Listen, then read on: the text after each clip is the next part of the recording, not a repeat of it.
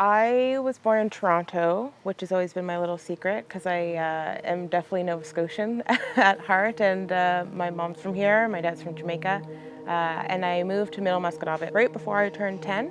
So going from the middle of downtown Toronto to the middle of nowhere, it was such a crazy transition, but it definitely made me who I am today.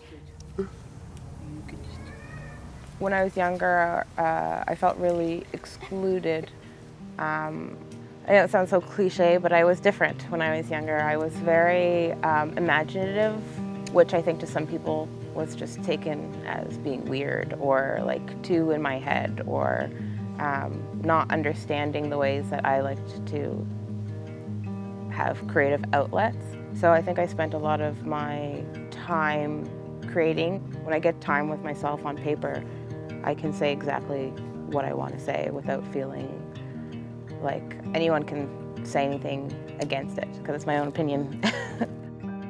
I think what made me realize that the outdoors was kind of like a haven for me is that it was naturally a coping mechanism. I didn't really realize until I was older and reflected on, the idea that if I was upset, my initial thought is going to a hiking trail. Being alone with myself and just, literally going back to the basics of things that used to make me really happy when I was a kid. And now that I'm an adult, doing them again. So nature, going hiking alone, to doing art projects, crafts, to writing again. It's one of those things that it seems so simple. It was oh, the answer's been in front of me the whole time. And I think it also goes back to how I was saying in my childhood of being alone about my ideas, because I always thought I was weird, or that, that my creativity sometimes wasn't respected, or I never felt like it was appreciated. As somebody who has felt left behind often in life, I think one of my biggest mantras is to not leave people behind or make them feel like they don't belong. I think if people treated their public spaces and the planet with more empathy, I think decision making on all levels of our society would be easier to make.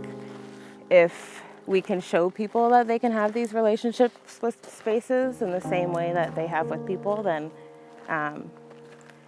it's just taking a different lens and showing people that those lenses are obtainable, sustainable, and whatever other word can rhyme with that. It's sad that using empathy seems as if it's